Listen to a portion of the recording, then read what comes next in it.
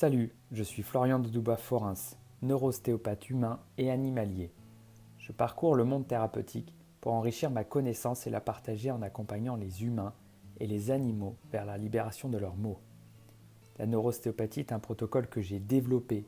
Je parle donc d'une libération ostéopathique, neurosensorielle et comportementale qui dépasse la simple médiumnité, communication animale ou encore la simple consultation en ostéopathie dite conventionnelle.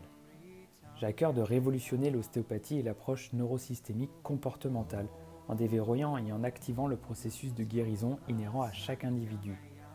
C'est avec cette volonté de vous faire découvrir l'essence de ma pratique thérapeutique que j'ai décidé de partager l'histoire de mes patients, évidemment sous X, et leur processus de guérison et de libération.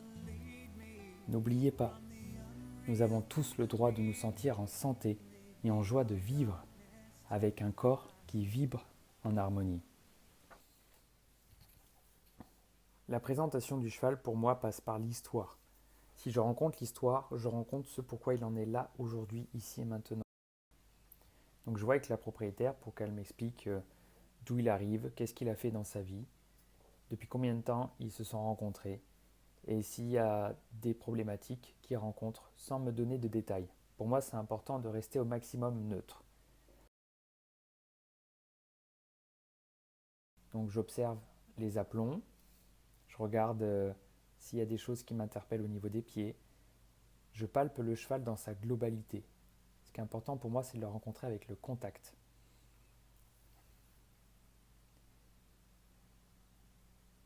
Donc là, je suis en train de lui parler des pieds et il y a des choses qui m'interpellent. Je trouve que les pieds, au niveau des postérieurs, évasent énormément. J'en profite comme je suis devant pour regarder les dents. En général, les chevaux, ils n'aiment pas trop. Et c'est important pour moi parce que des défauts dentaires peuvent entraîner des défauts de mastication, donc d'alimentation et de digestion. La rencontre du corps, pour moi, elle se fait avec le contact. C'est pas toujours évident, on a l'habitude que les chevaux soient touchés, mais vous avez vu, il y a des petites réactions sur le cheval. Il est tendu sur une certaine zone. Donc je lui montre qu'avec mon contact, je ne vais pas l'embêter. Ça va être un contact réconfortant. Donc je lui explique tranquillement que s'il veut me rencontrer, il a le droit. Parce que je pars du principe que moi je vais rencontrer le cheval, mais lui aussi il a la possibilité de me rencontrer. C'est un échange. Cela ne va pas dans un sens unique. Donc là je suis en train de me synchroniser avec son énergie. Et moi, la porte d'entrée que j'utilise, c'est le plexus solaire. Donc là j'ai mes mains sur le diaphragme cervico-thoracique ou plexus solaire et je rencontre l'émotionnel du cheval. Là, mon contact, il est situé sur la ligne de dos, donc entre le garrot et le sacrum. Là, je suis en train de m'imprégner des lignes de force, c'est-à-dire le sens de la structure. À ce moment-là, je comprends comment est positionné le corps dans sa posture et dans son orientation, ce qui va me donner des informations sur le fait que pourquoi il est tordu dans un certain sens. Il y a toujours un sens au fonctionnement. C'est-à-dire que si le corps est tordu d'une certaine manière, c'est pour une raison. Et vous voyez la posture qu'il a prise, il est assez campé devant. Donc il cherche à protéger une zone. En écoutant le sens des fibres faciales, j'arrive à me connecter à l'origine. Ce qui est important pour moi, c'est de m'imprégner de son fonctionnement pour ne pas interférer. Je n'ai pas modifié ce qui n'a pas à être modifié. Là, on arrive à l'explication de l'entorse. Il a eu une entorse au niveau du grasset. Donc là, je demande à la propriétaire, est-ce qu'on parle d'une entorse parce que je n'ai pas vu le diagnostic vétérinaire, ni les échographies, les radios. Donc je lui demande plus de détails. Est-ce qu'on est au niveau des ménisques ou est-ce qu'on est au niveau de la rotule? Est-ce qu'on est au niveau des ligaments parapatellaires, donc des ligaments qui servent de coiffe à la rotule? Ou est-ce qu'on est sur des axes tendineux? Ou est-ce qu'on est tout simplement sur des muscles? Je lui demande tous ces détails. Elle m'explique qu'elle n'a pas plus d'informations que ça. C'est vrai qu'à ce moment-là, je lui demande pourquoi et à quel moment c'est arrivé. Et les informations qui m'interpellent, c'est que par rapport à la posture et à l'orientation des lignes de force, donc des lignes de fascia, l'orientation de sa posture générale, c'est pas cohérent l'entorse qu'il a au niveau du grasset. C'est-à-dire qu'il y a deux paramètres qui viennent se joindre. Il y a une entorse au niveau de son grasset et il y a un autre paramètre qui influence une déviation au niveau de sa posture. Là, la propriétaire, à ce moment-là, est en train de m'expliquer qu'il y a un souci qui date de plusieurs années. C'est-à-dire que le cheval a été en défense pendant longtemps. C'est-à-dire qu'il ne pouvait plus le monter sans qu'il la fasse tomber. Il y avait vraiment une défense. Et je suis en train de, au fur et à mesure que j'ai mes mains au contact, de rentrer davantage dans la structure et de mettre en évidence un problème qu'il a au niveau de sa ligne de dos. Donc la propriétaire à ce moment-là me parle d'hernie discale et je lui explique en fait que c'est très rare qu'il y ait des hernies discales.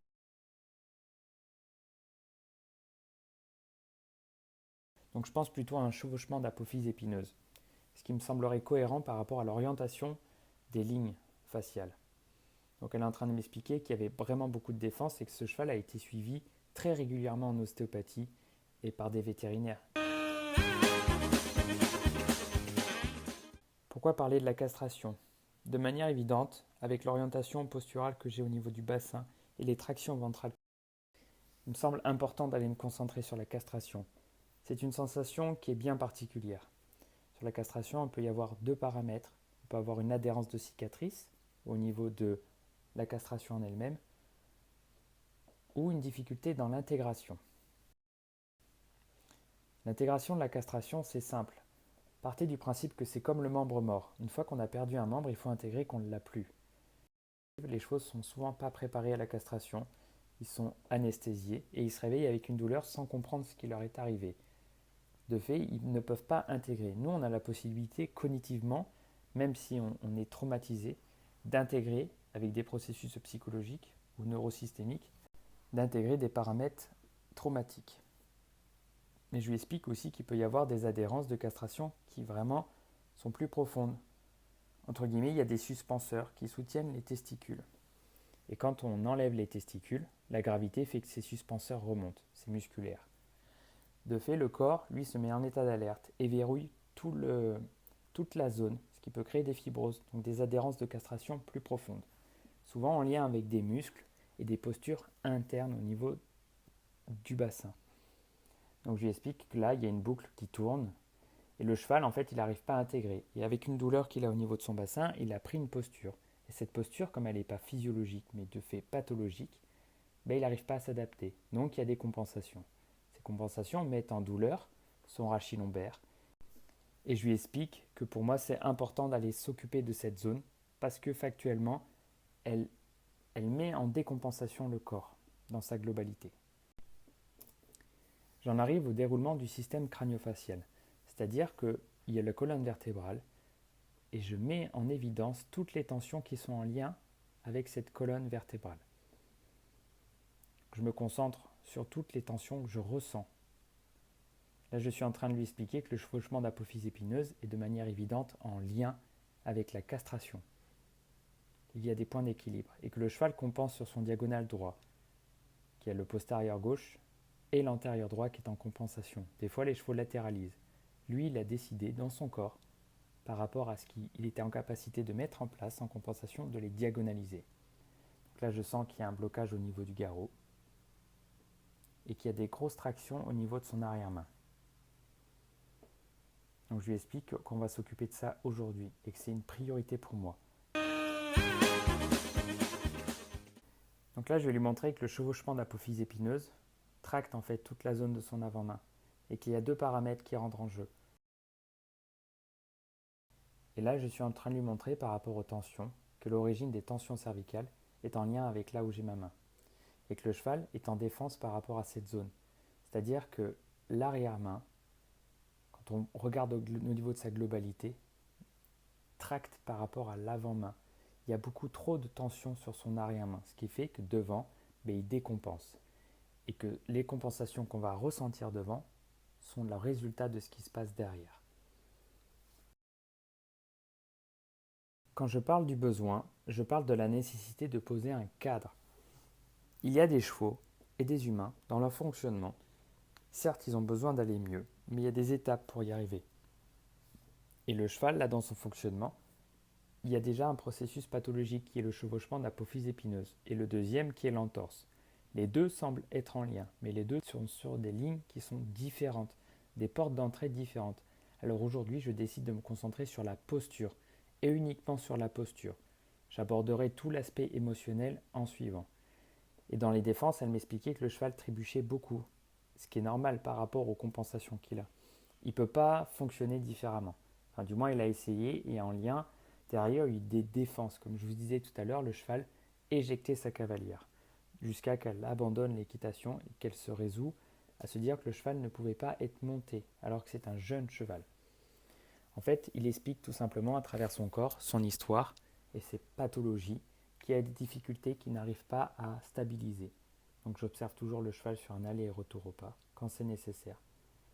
Ça me permet de voir comment le cheval fonctionne dans son mouvement. Parce qu'en bougeant la posture, je vais influencer son fonctionnement. Et c'est maintenant la fin de cette première partie pour ce charmant petit couple que j'accompagne. Et je vous dis à la semaine prochaine pour la partie numéro 2. Si vous avez des questions, n'hésitez pas à les laisser en commentaire, j'y répondrai avec grand plaisir. À la semaine prochaine.